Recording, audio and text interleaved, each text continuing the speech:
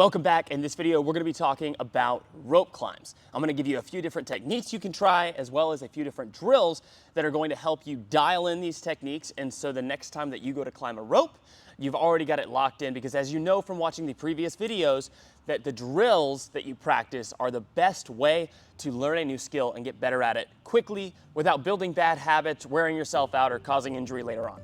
If you're first learning how to climb a rope, the best way to practice is actually sitting down, because it's going to allow you to focus on the footwork. Now, contrary to popular belief, the footwork is actually incredibly crucial when it comes to climbing rope, because if you're climbing a rope that's anywhere from 30 to 100 feet, you're gonna use your feet for that. You're not just gonna all the way through.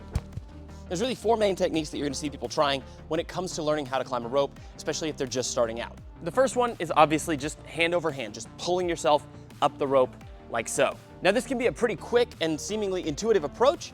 That said, it's gonna use a lot of energy. It's great for building upper body strength. It's great for conditioning if you are doing a workout specifically to work out. But if your goal is to actually go from the bottom of the rope to the top of the rope as fast as possible, then using your feet is gonna play a big part in making that not only easier, but also probably faster. Now, if you're an advanced athlete and you wanna learn a new technique or a new approach to doing hand over hand style climbing, I'm gonna go over that at the end of the video, so stick around. But first, let's dive into some footwork. So the second approach that you're gonna see people trying when it comes to learning how to climb a rope, especially if they're just starting out, is gonna be the kind of Spider-Man, knees out, feet in style pinching that you'll see a lot of kids do.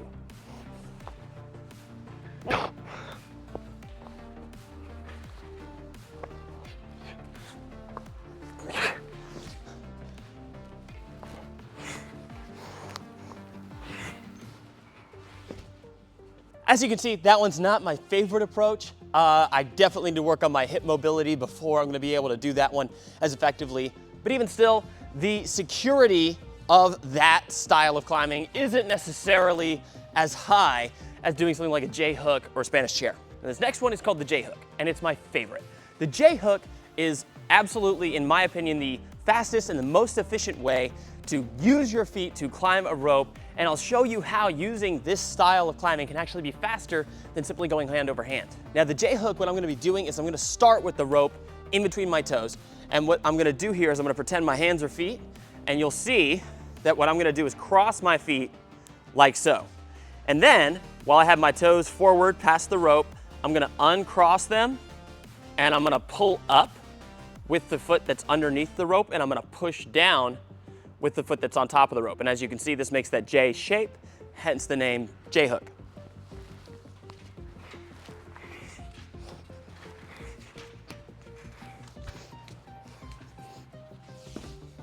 The reason the J-hook is my favorite is because it's a great balance of being efficient and being fast. It's also somewhat easy to learn. It's not a particularly complicated move, and it doesn't take a lot of time or precision to be able to wind the rope around and whatever, or hope that your feet both pinch exactly the same spot. So drill number one is practicing the J-hook in a seated position. So as you can see, I am seated crisscross applesauce on the floor, and what I'm gonna do is put the rope in between my feet. So I have it in between my toes, and the next thing I'm gonna do is grab the end of it, and I'm going to keep the rope in between my toes as I straighten my legs. And you'll see that as I straighten my legs, I pinch the rope between them. Now, this isn't done. We're not done yet. This is still about a third or two-thirds of the way through the drill. The next thing I'm going to do is I'm going to uncross my feet like so. So now you can see I have the rope going over one foot and under the other. This is why it's called the J-hook, is because you kind of have the rope make a J, and that's how you hook yourself into the rope. So the next part of this is that I am going to take the foot that is underneath the rope, and I'm gonna pull those toes toward my head. And on the other foot that's over the rope, I'm gonna push those toes down. So I'm gonna be creating a push and a pull with my feet.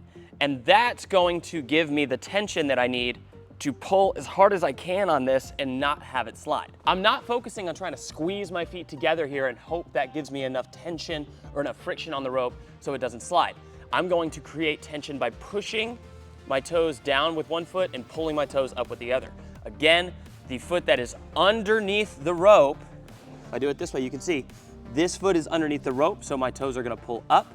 This foot is over the rope, and those toes are gonna pull down. So again, from the beginning, I am sitting down crisscross applesauce. I have the rope between my toes. I straighten my feet, I uncross, I pull. When I pull, I know I've got tension, it's not sliding, I'm good, and I go back to the beginning.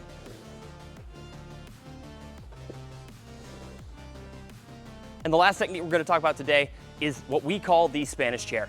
So the Spanish chair, it's just a J-hook with a little bit of added security. So going back to the example where I'm gonna use my hands like their feet here, what I'm gonna do is I'm gonna start with the rope outside my leg, then I'm gonna wrap just like this. So it goes around the outside to the inside and then back here.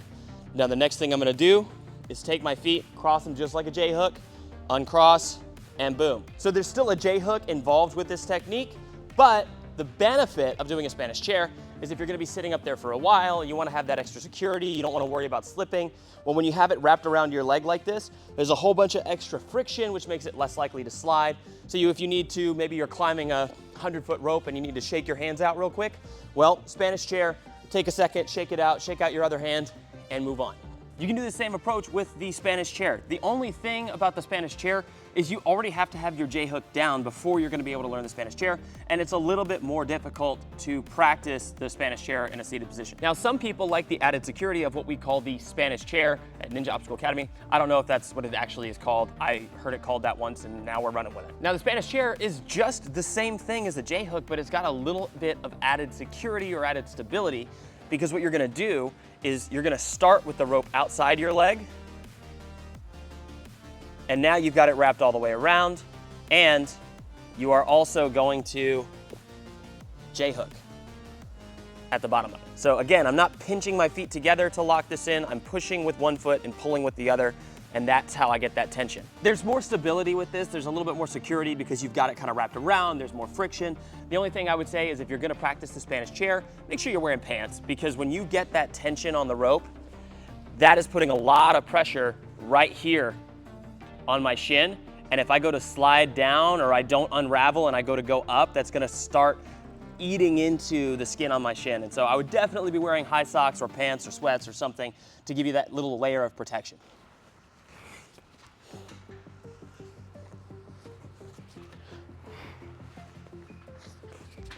Now, the reason I prefer the J-hook to the Spanish chair is simply because of how fast you can move using that technique versus the Spanish chair technique. Every time I go to move my feet during the Spanish chair, I have to unwrap, go up, wrap again, go up. And so I have to ravel and unravel the rope around my leg again and again and again every time I want to move.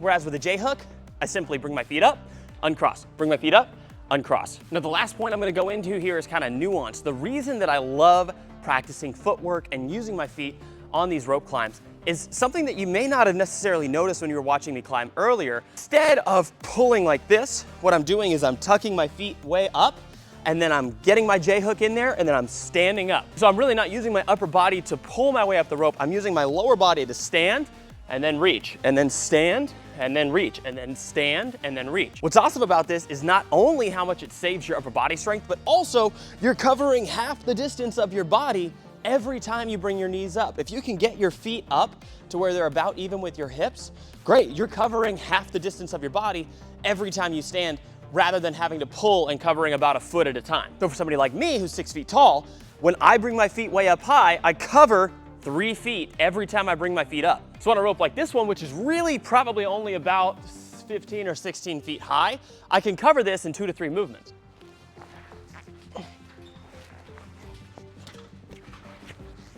Now, there's nothing wrong with any of the techniques that I just went over. Each of them is fine.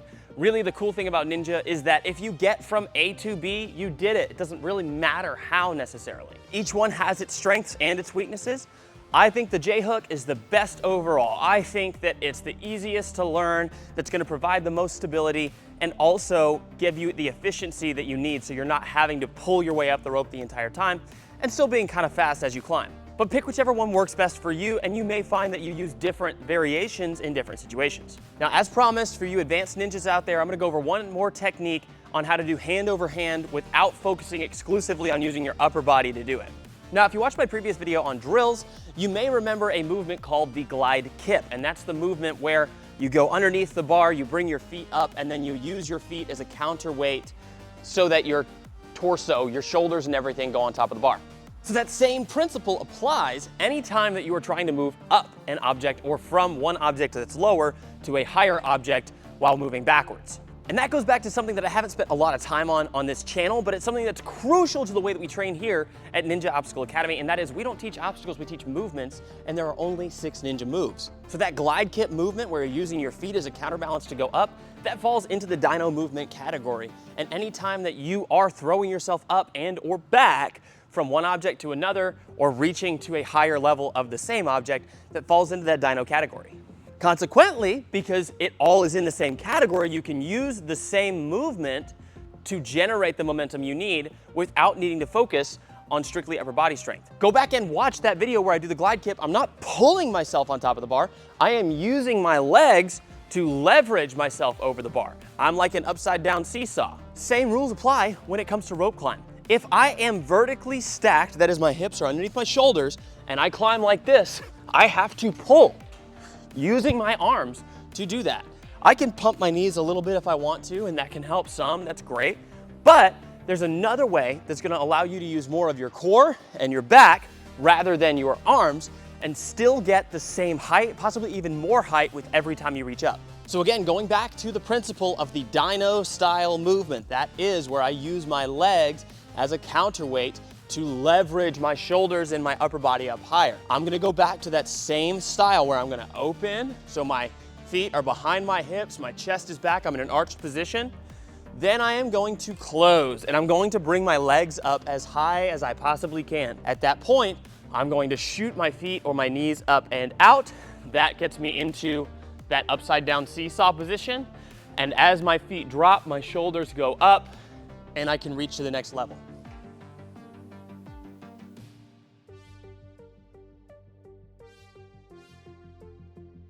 As you can see in that demonstration, even though I am having to hold on and having to pull a little bit with my arms, most of my body weight when my arms are down here is up over here. And when that drops, I'm not having to carry that at the same time as I pull. So I'm dealing with a much lower amount of weight each time that I pull myself higher. So by throwing most of my weight up in the air off center of where I'm having to pull, I'm not having to carry all of that weight while I'm bending my arm and trying to pull myself to the next level. So again, if you're an advanced ninja who's looking for another way to climb hand over hand without using so much grunt strength and just brute force, use that technique where you're gonna arch, you're gonna open, then you're gonna close, bring your feet, your knees, and your hips as high as possible, shoot them up, out, and away from you, and during that moment, while your lower body is dropping, bring your upper body up, and get to the next level. So that's it for rope climbs today, guys. Remember, if you're still a beginner and you're learning to climb rope, practice your footwork on the floor. If you can pull the rope taut and it's not sliding, you've got your footwork right, and you're ready to move on to doing it on an actual vertical rope. So that's it for today's video, guys. If you enjoyed it, if you found it helpful or useful, please give it a like, subscribe to the channel, hit the notification bell because we got more tutorials coming up. We got a salmon ladder tutorial I'm very excited about that'll be coming up in a couple of weeks. So please stick around, subscribe to the channel, check out the other content, and I'll see you guys in the next video. And by the way, if you have specific requests that you would like to see covered on this channel, specific obstacles or movements, anything like that, please put a comment down below, message me on Facebook, and I'm happy to get those going for you. See you guys soon.